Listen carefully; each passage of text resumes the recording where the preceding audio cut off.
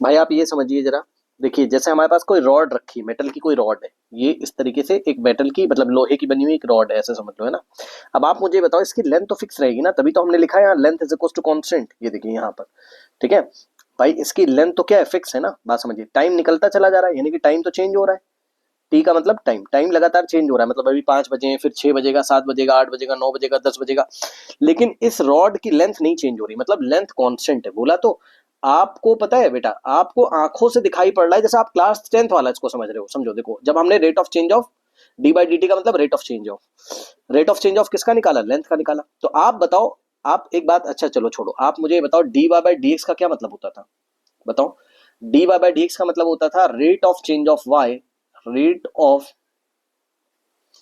Change of Y with respect to X. मतलब X अगर कोई फिजिकल क्वांटिटी है विद रिस्पेक्ट टू एक्स, है ना। एक्स अगर कोई फिजिकल क्वांटिटी, तो एक्स के चेंज होने के साथ साथ वाई किस प्रकार से चेंज होता है, यही क्या होता है, D Y by D X, यही डेरिवेटिव निकालने का मतलब होता है। लेकिन यहां पर हम जब डीएल बाई डी टी निकाल रहे हैं, तो समझो जरा, इसका मतलब क्या होगा, rate of change of L, L का मतलब length, rate of change of length, length L with respect to time, with respect to to time T. अब आप मुझे बताइए रियल लाइफ में, है ना, असली जिंदगी में अगर ये रॉड रखी हुई है, बताओ बेटा, तो क्या समय निकलता जाएगा, समय चेंज हो रहा है, हाँ समय चेंज हो रहा है, क्योंकि 5 से 6 बजेगा, 6 से 7, 8 से 9, 9 से 10, इस तरीके से तो टाइम तो चेंज हो रहा है। लेकिन क्या लेंथ चेंज हो रही है, बताइए। रॉड आपके सामने रखी, क्या लेंथ चेंज हो रही, नहीं चेंज हो रही। इसका मतलब सर, इसका मतलब ये लेंथ कुछ ना कुछ तो होगी। मान लेते हैं लेंथ की, लेंथ है कितनी है, 2 मीटर की है, मान लीजिए सर, 3 मीटर, 2.4 मीटर, 5 कुछ भी हो सकती है, लेकिन फिक्स होगी ना। तो मैं ये कह रहा हूं कि अगर एल फिक्स है, तभी तो हमने क्या किया, एल को कांस्टेंट मानते हुए डीएल बाई डी टी, ये एल क्या हो गया यहाँ पे, कांस्टेंट। वो आपको आंखों से वेरिएबल दिखाई पड़ रहा है, वेरिएबल वो चीज होती है जो समय के साथ साथ चेंज हो रही है या चेंज हो सकती है। लेकिन आप फिजिकल वर्ल्ड में आके देखेंगे, फिजिक्स में आप देखेंगे, तो यदि आपके सामने कोई रॉड रखी हुई है, कमरे में, रूम में रखी हुई है, तो 5 बजे भी उतनी लेंथ होगी, 6 बजे भी, 7 बजे, वो थोड़ी ना चेंज होगी। इसलिए हमने क्या किया, हमने डीएल बाई डी टी को जीरो कर दिया। मतलब हम ये कहना चाहते हैं कि rate of change of length with respect to time होगा ही नहीं चेंज, लेंथ टाइम समय के हिसाब से चेंज होएगा ही नहीं। ये इसलिए change in length with respect to time कितना आएगा, जीरो आएगा। समझ गए बात, ओके।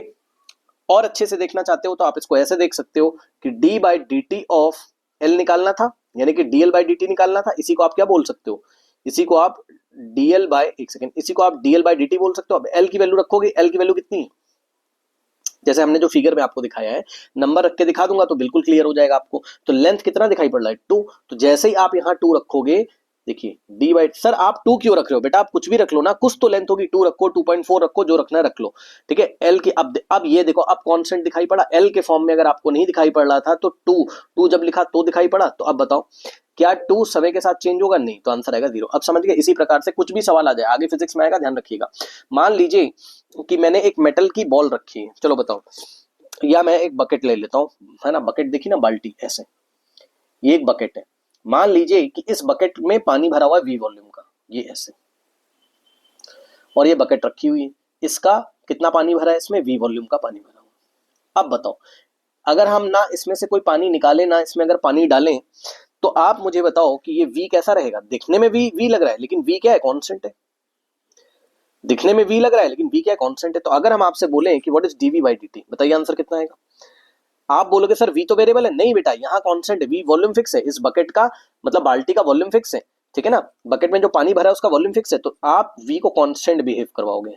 अब समझे क्या कहना चाहते हो, मैं ये कहना चाहता हूँ इसका वॉल्यूम कुछ तो होगा, 2 मीटर क्यूब, या मान लो 2.3 मीटर क्यूब, कुछ तो होगा ना। ठीक है, अच्छा, वॉल्यूम का यूनिट मीटर क्यूब होता है, आपको पता होगा, मीटर क्यूब या लीटर, जो भी आप लिखना चाहें, वो हम आगे सीखेंगे, अभी परेशान मत होइए।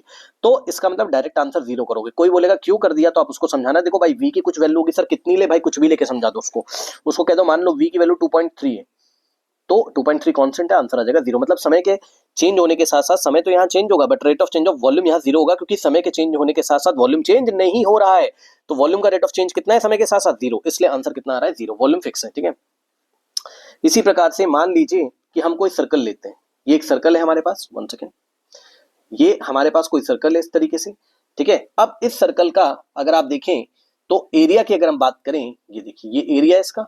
बताओ, अगर इसका रेडियस आर है, ठीक है, तो ये सर्कल आपके सामने रखा है, ठीक है ना।